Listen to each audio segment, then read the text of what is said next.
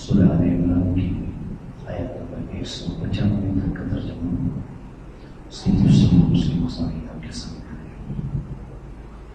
آیت نمبر 196 میں اللہ تعالیٰ نے فرمایا لا يغرنك تقلب الذين كفروا في البلاد لا يغرنك دھوکے میں نہ ڈال دے آپ کو، دھوکے میں نہ ڈال دے آپ کو تقلب چلنا پھرنا، چلنا پھرنا الذین ان لوگوں کا کفروا جنہوں نے کفر کیا، جنہوں نے کفر کیا فی البلاد شہروں میں، شہروں میں لا يغرنك تقلب الذين كفروا في البلاد، کافروں کا شہروں میں چلنا پھرنا، کافروں کا شہروں میں چلنا پھرنا آپ کو کہیں دھوکے میں نہ ڈال دے، کافروں کا شہروں میں چلنا پھرنا کہیں آپ کو دھوکے میں نہ ڈال دے۔ متاع فائدہ ہے، قلیل تھوڑا سا، ثم پھر مأواہم ان کا ٹھکانہ جہنم، جہنم ہے، وبئس اور بدترین ہے المہاد ٹھکانہ۔ متاع قلیل تھوڑا سا فائدہ اٹھانا ہے، تھوڑا سا فائدہ اٹھانا ہے، ثم مأواہم جہنم پھر ان کا ٹھکانہ جہنم ہوگا، وبئس المہاد اور وہ بدترین ٹھکانہ ہے، اور وہ بدترین ٹھکانہ ہے۔ لیکن الذین اتقوا ربهم لیکن الذین وہ لوگ اتقوا جو ڈرے ربهم اپنے رب سے، لہم ان کے لیے جنات باغات ہیں، تجری بہتی ہیں، من تحتها ان کے نیچے الانہار نہریں، خالدین ہمیشہ رہیں گے، فیہا ان میں، نزلا مہمان نوازی ہے، من عند اللہ اللہ کی طرف سے، وما عند اللہ اور جو اللہ کے پاس ہے، خیر زیادہ بہتر ہے، للابرار نیک لوگوں کے لیے۔ لیکن الذین اتقوا ربهم لیکن وہ لوگ جو اپنے رب سے ڈرتے رہے،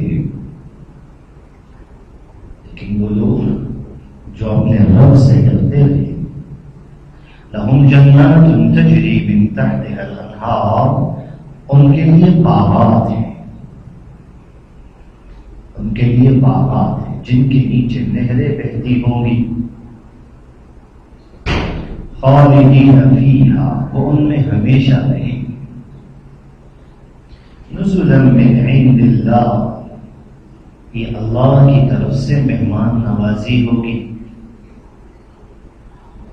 یہ اللہ کی طرف سے مہمان نوازی ہوگی، وما عند اللہ خیر للابرار اور اللہ کے پاس جو کچھ ہے، اور اللہ کے پاس جو کچھ ہے وہ نیک لوگوں کے لیے سب سے بہتر ہے، اور نیک لوگوں کے لیے سب سے بہتر ہے۔ یہ جو پہلی آیت میں خطاب فرمایا ہے کہ کافروں کا شہروں میں چلنا پھرنا آپ کو دھوکے میں نہ ڈال دے، یہ خطاب کس کو ہے؟ بعض مفسرین نے فرمایا کہ یہ خطاب نبی علیہ السلام کو ہے۔ بعض مفسرین کہتے ہیں کہ یہ خطاب ہر اس آدمی کو ہے جو قرآن کی تلاوت کرے۔ یہ خطاب مجھے بھی ہے، یہ خطاب آپ کو بھی ہے۔ اللہ نے اس خطاب میں یہ فرمایا، یہ جو کافر لوگ دنیا میں چل پھر رہے ہیں، آ رہے ہیں اور جا رہے ہیں، ان کے چلنے پھرنے، آنے جانے، کاروبار کرنے اور دنیا کی نعمتوں سے لطف اندوز ہونے سے کہیں تم دھوکے کا شکار نہ ہو جانا۔ دھوکہ کس چیز کا؟ دھوکہ اس چیز کا کہ اللہ نے انہیں جو نعمتیں عطا فرمائی ہیں، اگر اللہ ان سے ناراض ہوتا تو کیوں ان کو نعمتیں دیتا؟ دھوکہ اس چیز کا کہ انسان بھی ان نعمتوں کو حاصل کرنے کے لیے ہر جائز اور ناجائز راستہ اختیار کرنے لگ جائے۔ دھوکہ اس چیز کا کہ انسان حلال اور حرام کی تمیز مٹا دے۔ دھوکہ اس چیز کا کہ انسان جائز اور ناجائز کی تفریق مٹا کر انہی کے راستے پر چلنا شروع ہو جائے، اور انسان کہے کہ صاحب دنیا کی نعمت آنی چاہیے، دنیا کی راحت ملنی چاہیے، پرتکلف آسائش والی زندگی آنی چاہیے، چاہے اس کے لیے جائز راستہ اختیار کرنا پڑے یا ناجائز راستہ اختیار کرنا پڑے، انسان پرواہ نہ کرے۔ اس چیز سے بھی انسان کو دھوکے میں مبتلا نہیں ہونا چاہیے کہ دنیا میں ہمیشہ رہنا ہے۔ یہ دنیا کی زندگی ہمیشہ رہنے کے لیے اگر ہوتی تو دنیا میں انبیاء کرام علیہ السلام ہمیشہ رہتے۔ انبیاء کرام علیہ السلام بھی دنیا میں ہمیشہ نہیں رہے، سبھی کو دنیا سے پردہ کرنا ہوتا۔ ہمارے آباء و اجداد، ہمارے وہ بڑے جن کا ہم فخر سے نام دیتے ہیں، ہمارے دادا، ہمارے نانا، ہمارے پردادا، اس سے اوپر کے دادا، اس سے اوپر کے دادا، ہمارے لیے تو یہ بڑے عزیز معزز لوگ تھے، یہ بھی چلے گئے دنیا سے، ہم بھی چلے جائیں گے۔ دنیا میں ہمیشہ رہنے کے لیے کوئی بھی نہیں آیا۔ دنیا کی اس زندگی کو دیکھ کر انسان دھوکے کا شکار ہو جائے اور انسان کہے کہ یار فلاں آدمی وہ بڑا خوش نصیب آدمی۔ یہ جیسے قارون کا واقعہ قرآن نے ذکر کیا نا، 20ویں پارے میں آئے گا انشاءاللہ۔ ایک دن قارون اپنے گھر سے نکلا، آپ جانتے ہیں کہ وہ کتنا مالدار آدمی تھا، کتنے خزانے تھے اس کے، بڑا کروڑ کے ساتھ، بڑے جو ہے وہ ظاہری ٹھاٹ باٹ کے ساتھ اور بڑے شاہانہ انداز میں، بڑے روب دبدبے کے ساتھ۔ تو قرآن کہتا ہے فخرج علی قومہ فی زینتہ، ایک دن قارون بڑی زیب و زینت کر کے، بڑا تیار شیار ہو کے، بڑے شاہانہ ٹھاٹ باٹ کے ساتھ تیار ہو کے گھر سے باہر نکلا۔ قال الذین یریدون الحیاۃ الدنیا، تو جو لوگ دنیا کی زندگی کے امیدوار بیٹھے ہیں، دنیا میں ملنا چاہیے، دنیا کی زندگی خوشگوار ہونی چاہیے، یہ بھی مل جائے، یہ بھی مل جائے، یہ بھی مل جائے، وہ لوگ قارون کو دیکھ کر کہنے لگے یا لیت لنا مثل ما اوتی قارون، اے کاش قارون کو جیسی نعمتیں ملی ہیں، جیسی آسائشیں اور جیسی راحتیں قارون کو ملی ہیں، کاش ہمیں بھی مل جائے۔ فلاں آدمی کے پاس جیسی گاڑی ہے، کاش میرے پاس بھی ایسی گاڑی آ جائے۔ فلاں آدمی کے پاس جیسا بنگلہ ہے، محل ہے، میرے پاس بھی ہو جائے۔ فلاں آدمی جیسی پرتکلف زندگی گزارتا ہے، ایسی زندگی میری بھی ہو جائے۔ تو یہ لوگ کہتے ہیں کہ کاش ہمیں بھی وہ ساری چیزیں ملتی جو قارون کو ملی۔ انہ لذو حظ عظیم، یہ تو بڑا خوش نصیب آدمی، اس کا نصیب، اس کی قسمت بڑی زبردست ہے، بڑا خوش نصیب آدمی۔ دنیا میں ایسا ہی ہوتا ہے، انسان خوش نصیب ایسے لوگوں کو ہی سمجھتا ہے، لیکن آپ یقین کریں جب آپ ایسے لوگوں کو اٹھا کر دیکھیں گے، جب آپ تھوڑا سا ان کے اوپر جو مٹی پڑی ہوئی ہے تھوڑی سی مٹی جھاڑ کے دیکھیں گے تو نیچے سے غموں کی دلدل نکلے گی، نیچے سے جو ہے وہ پریشانیاں نکلیں گی۔ ہر آدمی مالدار ہونا یہ انسان کے لیے پریشانیوں سے نجات کا ذریعہ نہیں ہے، دنیا میں کاروبار کا وسیع ہونا یہ پریشانیوں سے بچنے کا ذریعہ نہیں ہے۔ جو آدمی جتنا بڑا کاروباری ہے دنیا کے مختلف ملکوں میں اس کا کاروبار پھیلا ہوا ہے، اس کی مشکلات اس کی پریشانیاں اپنی بکری ہیں، اتنی ہی بڑی اس کی پریشانی ہے۔ اس لیے یہ لوگ جو کاروبار کے لیے دنیا میں آ رہے ہیں جا رہے ہیں، ایک ملک سے دوسرے ملک سے پانچویں ملک، صبح ایک ملک میں ہوتے ہیں، دوپہر کو دوسرے ملک میں ہوتے ہیں، شام کو تیسرے ملک میں ہوتے ہیں، رات کو چوتھے ملک میں ہوتے ہیں۔ یہ ان کے دنیا کے ان سفروں سے اور ان سفر ناموں سے تم دھوکے کا شکار نہ ہو۔ متاع قلیل، یہ تو تھوڑا سا فائدہ اٹھا رہے ہیں، اٹھا لیں، اور یہ تو اللہ نے بہت پہلے بتا دیا تھا۔ جب حضرت ابراہیم علیہ السلام نے یعنی خانہ کعبہ کی بنیاد رکھی اور اس وقت میں حضرت ابراہیم علیہ السلام نے دعا فرمائی، جب حضرت اسماعیل علیہ السلام کو وہاں پر آباد کیا تو اس وقت حضرت ابراہیم علیہ السلام نے یہ دعا کی تھی، وَارْزُقْ أَهْلَهُ مِنَ الثَّمَرَاتِ مَنْ آمَنَ مِنْهُم بِاللَّهِ وَالْيَوْمِ الْآخِرِ،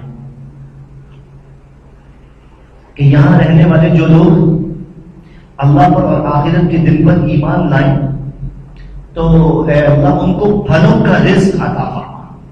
یہ حضرت ابراہیم علیہ السلام نے دعا فرمائی۔ دعا میں کن لوگوں کو شامل کیا؟ جو ایمان لائیں، کہ اللہ ان لوگوں کو رزق عطا فرمانا جو ایمان لائیں، پھلوں کا رزق عطا جو ایمان لائیں اللہ پر اور آخرت کے دن پر۔ اللہ نے ہمیں حضرت ابراہیم علیہ السلام کے جواب میں کیا فرمایا؟ قال ومن کفر فأمتعه قلیلا، جو کفر کرے گا فائدہ اسے بھی پہنچاؤں گا۔ یہ رزق دنیا کی نعمتیں صرف میرے ماننے والوں کے لیے نہیں ہے، اس کا فائدہ تو میں دوسروں کو بھی دوں گا، جو مجھے نہیں بھی مانتے، جو میرے ساتھ کفر کر رہے ہیں، فائدہ تو میں ان کو بھی پہنچاؤں گا، کیونکہ رازق تو میں بھی، یعنی رازق تو ان کا میں ہی ہوں۔ اس لیے ایسا نہیں ہوگا کہ میں ان کو پیدا کر کے چھوڑ دوں کسی دوسرے کے رحم و کرم پر، رزق دوں گا، دنیا کی نعمتیں بھی دوں گا، لیکن قلیلا، ان کا فائدہ بہت تھوڑا ہوگا۔ دیکھیں، آپ کو دنیا کے اندر 200 سال کی زندگی مل جائے، 200 سال کے بعد کیا ہوگا؟ پھر جانا ہے، پھر چھوڑ کے جانا ہے۔ میں آپ کو ایک چھوٹی سی مثال سمجھائیں۔ آپ جو ہے وہ سفر پر جاتے ہیں، آپ اچھے سفر کو لے لیں، آپ مکہ مکرمہ جاتے ہیں، عمرہ کرنے کے لیے جاتے ہیں، آپ حج کرنے کے لیے جاتے ہیں، آپ ہوٹل لیتے ہیں کرائے کے، یہ آپ کے پیکیج میں شامل ہوتا ہے۔ آپ کہتے ہیں، جو آپ کا ٹور آپریٹر ہوتا ہے، آپ اس سے یہ کہتے ہیں کہ بھائی رہائش قریب ترین ملنی چاہیے، مجھے قریب ترین رہائش چاہیے، حرم میں بھی مکہ مکرمہ کے قریب ترین رہائش ہو، خانہ کعبہ کے قریب ترین رہائش ہو، اور مسجد نبوی میں بھی، مدینہ منورہ میں بھی مسجد نبوی کے قریب ترین رہائش ہو۔ وہ آپ سے اضافی پیسے دیتے ہیں، آپ دینے کے لیے تیار ہوتے ہیں، آپ دیتے ہیں اس کو اضافی پیسے۔ تھوڑا سا فاصلے کے اوپر رہائش ہو، پیسے کم ہو جاتے ہیں، فاصلہ کم ہو جائے اور حرم کے قریب تک آپ کو رہائش چاہیے تو پیسے زیادہ ہو جاتے ہیں۔ اگر زیادہ فاصلہ ہو تو آپ کو پیکیج ملتا ہے، مثال دے صرف سمجھانے کے لیے، پیکیج ملتا ہے آپ کو 25,000 کا، اور قریب ترین رہائش آپ کو چاہیے، آپ کو پیکیج ملتا ہے 40,000 کا۔ اچھا، آپ اپنی سہولت کے لیے حرم کے قریب ترین رہائش لیتے ہیں، جس ہوٹل میں آپ قیام کرنا چاہتے ہیں آپ اپنے ٹور آپریٹر سے کہتے ہیں کہ بھائی مجھے فلاں ہوٹل میں رہائش چاہیے، مجھے کلاؤڈ ٹاور میں جو ہے وہ رہائش چاہیے، مجھے ہلٹن میں رہائش چاہیے، آپ کو وہاں پر رہائش مل جاتی ہے۔ آپ اضافی پیسے دیتے ہیں، اضافی پیسے دے کر آپ مہنگی رہائش دیتے ہیں، قریب ترین رہائش دیتے ہیں، اور وہاں جا کر آپ کو یہ سہولت ہوتی ہے کہ آپ کا جب دل چاہتا ہے آپ اپنے ہوٹل پہنچ جاتے ہیں، اور جب دل چاہتا ہے آپ حرم میں آ جاتے ہیں۔ اچھا وہ ہوٹل جو آپ نے جس کا کمرہ آپ نے بک کروایا اور آپ اس کمرے میں جا کر آپ اپنی رہائش رکھتے ہیں، آپ مجھے ایمانداری سے بتائیں، اگر کوئی آدمی دل میں جذبات لے کر گیا ہے، شوق عقیدت اور محبت لے کر گیا ہے، مجھے بتائیں وہ ہوٹل میں بیٹھے ہوئے یا حرم میں جائیں؟ ہوٹل میں تو ضرورت کے لیے آئے گا نا، کھانا کھانا ہے تو ہوٹل میں آ گیا، یا آرام کرنا ہے تو ہوٹل میں آ گیا، باقی زیادہ وقت کہاں گزارے گا؟ حرم میں گزارے گا، طواف کرے گا، خانہ کعبہ کے سامنے جا کر بیٹھے گا، اس کی خواہش یہ ہوگی کہ مجھے جتنا زیادہ سے زیادہ موقع ملے میں حتیب میں جا کر بیٹھوں، خانہ کعبہ کے سامنے بیٹھوں، میں جا کے حجر اسود کو بوسا دوں، جا کے ملتزم کے ساتھ چمٹوں، غلاف کعبہ کے ساتھ چمٹوں، زمزم، یہ خواہش ہوگی انسان کی۔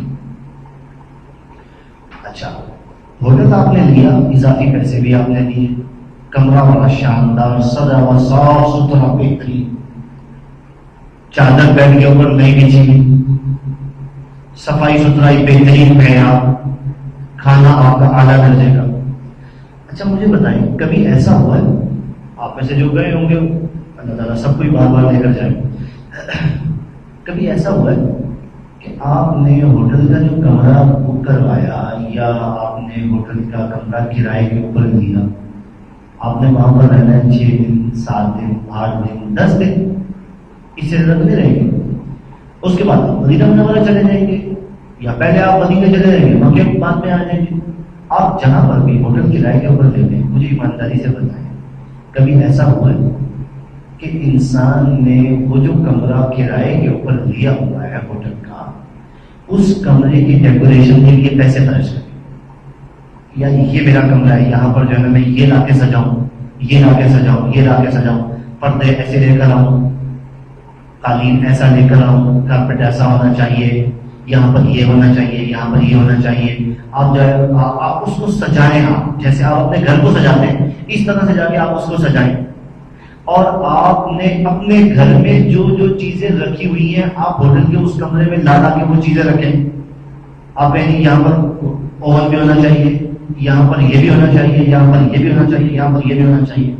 اب تو انہوں نے یعنی مطلب ایسا قانون بنا دیا نا کہ آپ حرم کے اندر آس پاس جتنے بھی ہوٹل ہیں وہاں پر چولہا جلانے کی اجازت نہیں ہے، چولہا الاؤ نہیں کیا ہوا ہے، آپ یعنی قریب ترین جتنے بھی ہوٹل ہیں وہاں پر چولہا الاؤ نہیں ہے، کیونکہ آگ لگ جاتی ہے، حادثات ہو جاتے ہیں اور بہت زیادہ نقصانات ہوتے ہیں، تو چولہا الاؤ نہیں ہے۔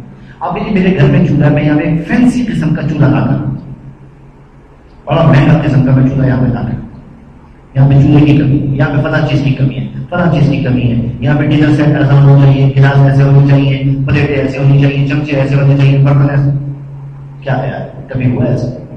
کبھی بھی نہیں ہوتا۔ کوئی بھی ذی شعور آدمی، کوئی بھی عقل مند آدمی ایسا نہیں کرتا، وہ جا جا کے بازار سے چیزیں خرید کے لے کے آیا اور لا کے وہاں رکھے، کوئی بھی نہیں کرتا ایسا۔ وجہ کیوں نہیں کرتے؟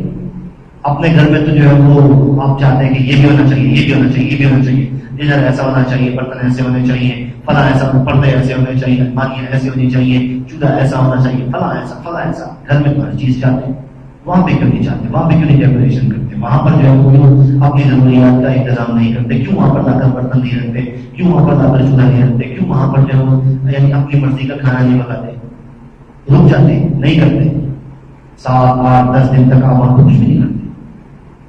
جو معاملات، جو سہولیات آپ اپنے گھر میں میسر ہیں، آپ وہاں پر ان سہولیات کا نہ تقاضا کرتے ہیں اور نہ اس کے لیے آپ کوشش کرتے ہیں، نہ اس کے لیے اہتمام کرتے ہیں۔ کیوں؟ اس کی وجہ کیا ہے؟ آپ مالدار ہیں، بہت زیادہ مالدار ہیں، اپنے گھر میں جو ہے نا آپ یعنی مطلب آپ ہل کے بھی پانی نہیں پیتے، پانی پلانے والا نوکر الگ ہے، کھانا کھلانے والا نوکر الگ ہے، جوتے پہنانے والا نوکر الگ ہے، کپڑے دھونے والا، استری کرنے والا الگ ہے، ہر کام کے لیے الگ نوکر رکھے ہوئے، لیکن وہاں جا کر آپ پانی بھی خود پی رہے ہیں، آپ اپنا کام بھی خود کر رہے ہیں۔ آخر وجہ کیا ہے؟ آپ وہاں پر اس کمرے کے اوپر آپ کیوں نہیں پیسہ خرچ کر رہے ہیں؟ آپ اس کے ساتھ کیوں نہیں دل لگا رہے؟ آپ اس کے ساتھ اپنی دلچسپی اور رغبت کا اظہار کیوں نہیں کر رہے؟ کیوں؟ آپ کو معلوم ہے کہ چند دنوں کے بعد آپ اس کمرے کو چھوڑ کر چلے جائیں گے، آپ نے یہاں پر مستقل نہیں رہنا، ہفتہ 10 دن 12 دن 15 دن بس، پھر اس کے بعد آپ کو یہ ہوٹل یہ کمرہ چھوڑ کر جانا پڑے گا۔ آپ کہتے ہیں یار 8-10 دن کے لیے میں اس کی ڈیکوریشن کے اوپر پیسے خرچ کروں، کیا فائدہ؟ اتنے پیسے اگر میں اپنے اوپر خرچ کر دوں تو فائدہ نہیں ہے۔ آپ اپنی یعنی غذا کا خیال کرتے ہیں، آپ اپنے متعلقین کی غذا کا خیال کرتے ہیں، آپ اس کے بدلے میں جو پیسے آپ نے وہاں پر خرچ کرنے تھے آپ ان پیسوں سے خریداری کرتے ہیں، آپ اپنے پیسوں سے کچھ خریداری کرتے ہیں تاکہ اپنے عزیز و خالد کے لیے کچھ لے کر جائیں۔ آپ کہتے ہیں کھجوریں اچھی ہونی چاہیے، کوئی نہیں یار یہاں پہ تھوڑا سا تنگی کے ساتھ کھجوریں اچھی ہونی چاہیے، یہ خرید کیوں؟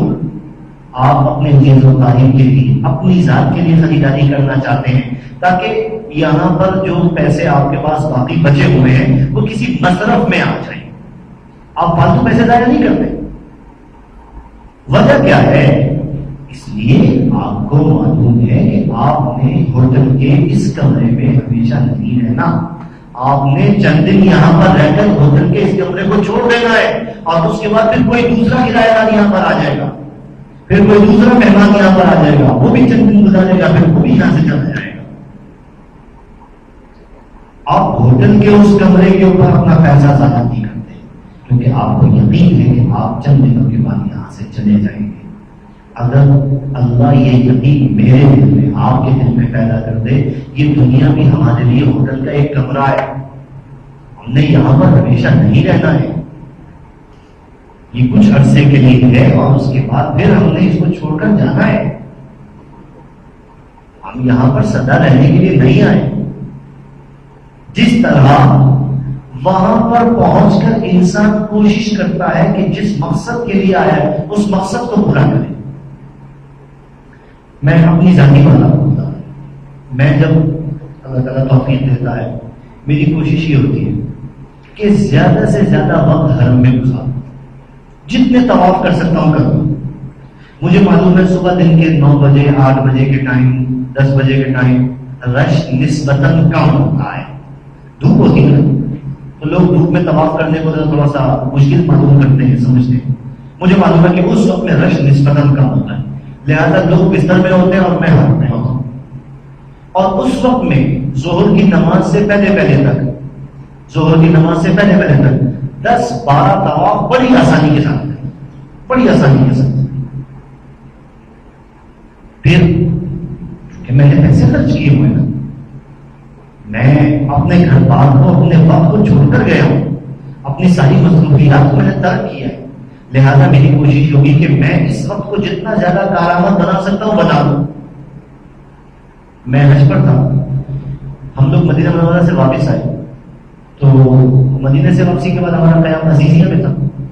عزیزیہ میں ہماری بس پہنچی، ہم نے سامان اٹھا کے اپنے کمرے میں رکھا تو میں نے اپنے ساتھی سے کہا چلو یار چلتے ہیں حرم چلتے ہیں۔ عزیزیہ سے کچھ تھوڑا سا فاصلہ تو ہے حرم کا، تو سارے لوگ تیار ہو گئے۔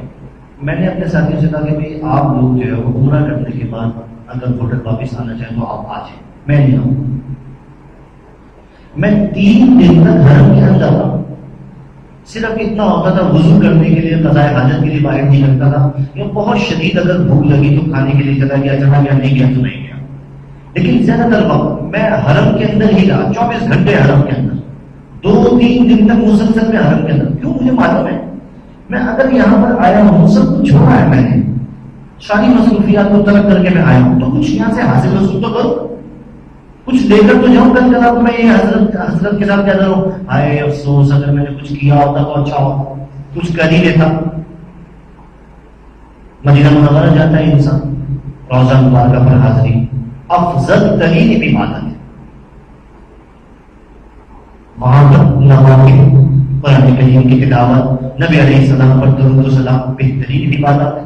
اب انسان وہاں پر جو ہے وہ مدینہ منورہ میں جا کر انسان خریداری کے چکروں میں پڑا جاتا ہے، یہ بھی خرید لوں، یہ بھی خرید لوں، یہ بھی خرید لوں، گھنٹوں بازار میں لگا رہتا ہے انسان۔ بھائی آپ آئے ہیں، اپنا وقت نکالا ہے، آپ کچھ حاصل کریں، بعد میں آپ کو افسوس ہوگا کہ یار میں نے اس وقت کو فائدے میں لایا ہوتا، کام میں لایا ہوتا تو اچھا ہوتا۔ میں کہنا یہ چاہتا ہوں کہ جب انسان کسی سفر کے اوپر جاتا ہے تو وہاں اپنے سفر کے مقصد کو پورا کرنے کی کوشش کرتا ہے، وقت ضائع نہیں کرتا، پیسہ برباد نہیں کرتا، خریداری اگر کرتا ہے تو اس مقصد کے لیے کہ چلو اپنے لیے کچھ دے دوں، اپنے بیوی بچوں کے لیے، عزیز و افاجی کے لیے کچھ دے دوں، اپنے بڑوں کے لیے کوئی تحفہ دے دوں. ہاں انسان دنیا میں بھی آ کر محنت کرے، اس سفر کے مقصد کو پورا کرے، ایک ایک لمحے کو غنیمت سمجھے، وقت ضائع نہ کرے. کام میں لے کر آیا اپنے وقت. یہ تھوڑے سے وقت کے لیے اللہ نے انسان کو دنیا میں بھیجا ہے. 60 سال 50 سال 70 سال 75 سال کی زندگی ہے، پھر اس کے بعد ختم. پھر اپنے ہی اپنے یعنی کندھوں کے اوپر اٹھا کے منو مٹی کرے دبا کے چلے آئے. اس لیے اس وقت سے فائدہ ہونا ہے. یہ مثال دینے کا مقصد یہ ہے کہ یہاں کی چیزیں انسان نے چھوڑ کر چلے جانی ہیں. اسی لیے جو آیت کا آخری ٹکڑا آپ نے پڑھا، آیت نمبر 198 کا، وَمَا عِندَ اللَّهِ خَيْرٌ لِلْأَبْرَارِ، اللہ کے پاس جو کچھ ہے وہ سب سے بہترین ہے. وہ انسان کو چھوڑ کر کہیں نہیں جانا، وہ انسان کے پاس ہمیشہ رہے گا، وہ انسان کے پاس سدا رہے گا، وہ کبھی نہیں ختم ہوگا. تو انسان کو محنت اس چیز کے لیے کرنی چاہیے جو اس کے پاس ہمیشہ رہے، کبھی اس سے چھنے نہیں. اس چیز کے لیے محنت کرنا جو آج میرے پاس کل تیرے پاس، آج میرے سر پہ کل کسی اور کے سر پہ، ایسی چیز کے لیے محنت کرنے کا کیا فائدہ؟ اللہ نے جس چیز کا وعدہ مجھ سے اور آپ سے کیا، اللہ کی قسم، اگر میرے دل میں آپ کے دل میں اس چیز کا یقین پیدا ہو جائے، جس چیز کا اللہ نے وعدہ کیا ہے اور جو چیز اللہ نے میرے لیے لکھی ہے وہ مجھے مل کے رہے گی. ساری دنیا ایڑی چوٹی کا زور لگا دے، مجھے وہ چیز نہ ملے، اگر اللہ نے فیصلہ کر لیا کہ مجھے ملے تو مل کرے. اور اللہ کی قسم کھا کے کہتا ہوں، اگر اللہ نے کسی چیز کو دینے کا ارادہ نہیں کیا، ساری دنیا مل کر ایک چوٹی کا زور لگا دے کہ انسان کو وہ چیز ملتے نہیں مل سکتی. انسان اپنے یقین کو مضبوط کرے اور اس چیز کے لیے محنت کرے، اس چیز کے لیے کاوش کرے جس چیز کو یعنی دباؤ ہے، جو کبھی فنا نہیں ہوگی، جس پر کبھی سوال نہیں آئے گا. اللہ مجھے بھی رب العالمین کی توفیق عطا فرمائے.